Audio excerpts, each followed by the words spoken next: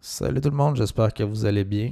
Je voulais faire une vidéo comment organiser son projet SaaS. Je vais juste vous montrer un peu comment que nous on procède, Roxane et moi. En ce moment, on utilise Milanote pour organiser notre projet, savoir euh, quoi focuser, c'est quoi nos priorités du mois. Je vais faire un petit peu un tour. Si vous ne connaissez pas Milanote, c'est un outil, j'imagine qu'on pourrait dire de collaboration qui te permet de avec plusieurs membres de ton équipe. Tu pourrais faire des sessions de brainstorm si tu veux. Il y a un mode real-time au fond que tu peux commenter. Puis tu as comme des outils d'écriture. Puis tout ça, un petit crayon ici. Mais en gros, ce que j'aime de Millennials, c'est que c'est limité.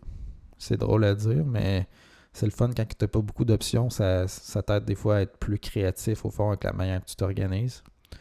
Euh, Avant, Notion, c'était l'outil qu'on utilisait, puis je trouve qu'il y a tellement d'outils que tu te perds un petit peu à comment structurer ton organisation. Euh, c'est pas encore final, notre façon de nous organiser avec Milanote. Je pense que ça va évoluer avec le temps. Puis aussi, s'il vient que le jour quand on va avoir des employés qui vont travailler avec nous, ça va probablement devoir changer un petit peu. Mais pour l'instant, avec juste Roxane puis moi, ça va quand même bien de cette façon. Euh, donc c'est ça, le tour des outils, c'est super simple. Là, tu peux rajouter des notes.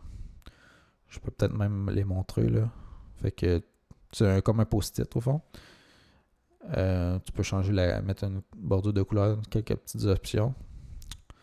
Un lien, c'est un post-it, mais avec un URL. Excusez, là tu peux mettre une petite couleur si tu veux. Comme un post-it, tout simplement. Fait que c'est quand même assez essentiel. Sinon, tu as des to-do. Donc, c'est bien quand tu as des tasks, des tâches que requièrent plusieurs étapes. Là.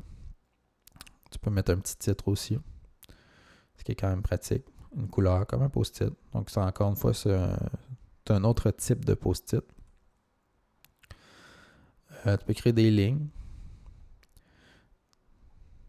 Wow! Tu peux mettre un petit label, une petite étiquette sur ta flèche. Puis là, tu te dis, sens-tu quelque chose, ça? Bien sûr. On va aller voir dans le développement. C'est un exemple là, de tech stack. C'est pas tout à fait notre tech stack. Pardon. Mais oui, ça peut être une bonne utilisation des flèches. Savoir comme, OK, ici j'ai un container Nginx. Donc, tout est Docker. Je sais pas si c'est le meilleur diagramme pour expliquer, là, mais tu as un reverse proxy. Puis, on pourrait mettre une note comme quoi ça run, exemple, sur le port 1, 2, 3, 4. Puis, tu as un proxy dans Nginx qui écoute ce port-là. Puis qui le fait runner sur le port 443, mettons. C'est pas mal ça. Fait que là, ouais, c'est ça. On a les trois containers ici. Fait que c'est une bonne utilisation des flèches. Les boards, c'est justement ce qu'il y a ici. Là. Il y a comme deux types de visuels pour les boards. Il y a quand tu les ajoutes dans une colonne, qui est l'autre contrôle plus bas. Là. Mais les boards, tu peux les mettre comme ça ici dans rien, ou tu peux les imbriquer justement dans les colonnes. Ce qu'on a fait ici pour mieux structurer. Colonne, bon, c'est ce que je viens de montrer. Là, c'est ce qu'on voit ici. Ça, c'est trois colonnes. Ajoute des commentaires. Justement, si tu veux faire des ateliers avec des gens, mettons que tu fais une séance pour un branding, ben, tu pourrais mettre des commentaires. J'aimerais mieux cette couleur-là ici à la place de celle-là. Exemple. Tu as des tables que tu peux créer. Au fond, c'est une grille Excel. Tu peux utiliser les formules aussi si tu veux. Fait que ça, c'est quand même pratique si tu veux rentrer des stats ou je sais pas quoi. Là.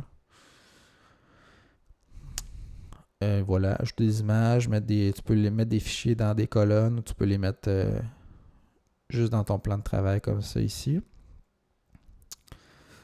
Ouais, je préfère un petit tour de, au fond, les différents boards qu'on a ici. On a fait une colonne opération. Donc, tout est classé par département. Le département de marketing, de développement, support, administration. C'est comme nos 4 départements qu'on a en ce moment.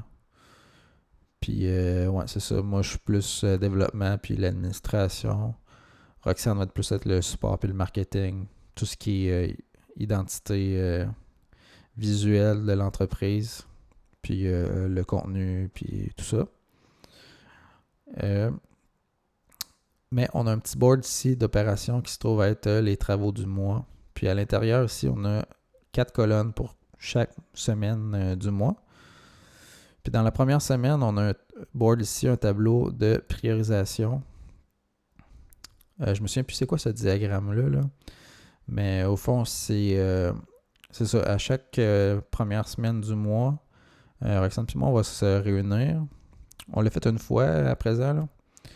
Puis on va peaufiner un petit peu nos processus avec le temps.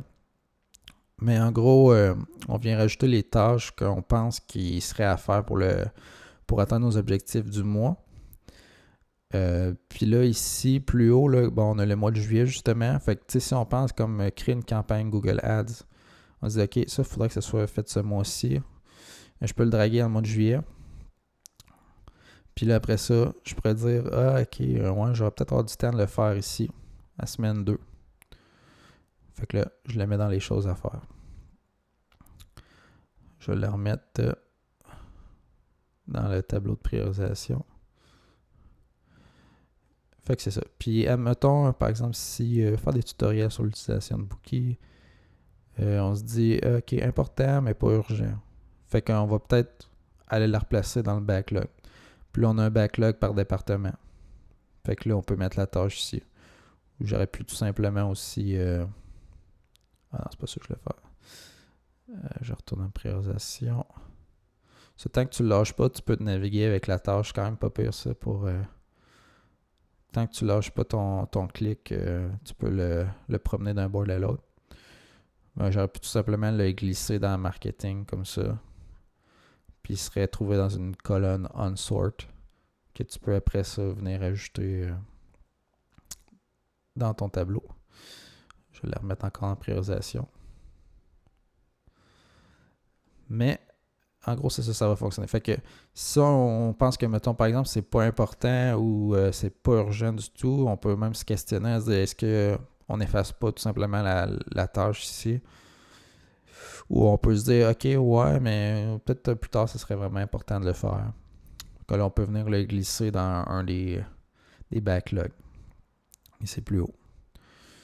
Puis mettons, nous, un peu, moi, ce que je vais faire, c'est avant qu'on se rencontre pour faire notre priorisation, je vais aller voir dans mon backlog de développement, vu que c'est comme mon département. Puis je vais faire, OK, bon, ce mois-ci, on pourrait peut-être faire cette feature-là, celle-là. Puis là, après ça, ils vont se rajouter ici dans Unsort. Puis là, après ça, on peut se dire ensemble, OK, c'est-tu important? On fait-tu? Ouais, OK, c'est bon, on va faire cette feature-là. Puis là, après ça, tu la mets dans le mois que tu veux. Fait que c'est comme ça qu'on s'est organisé pour concevoir Bookie. Là, ça, c'est un autre projet sur le site. Là, c'est pas... faut aller voir, là, c'est un blog. Là. C'est plus une pratique SEO, disons, qu'autre chose. Là. Plus un passe-temps, disons. Mais notre projet, notre focus pour cette année, ça va être vraiment Bookie. Donc, ça fait pas mal le tour pour Milanote. Comment on fonctionne pour organiser puis prioriser nos travaux pour les mois à venir. Donc, merci de m'avoir écouté. Et si vous avez des questions, n'hésitez pas à les écrire dans les commentaires. Je vais faire de mon mieux pour répondre à vos questions. Puis, c'est ça. Faites un petit like, puis abonnez-vous si vous voulez en savoir plus sur les développements d'applications SaaS. Je vous souhaite une bonne fin de journée ou bonne nuit, doudou, bisous, coco, tout ce que vous voulez. À plus, bye.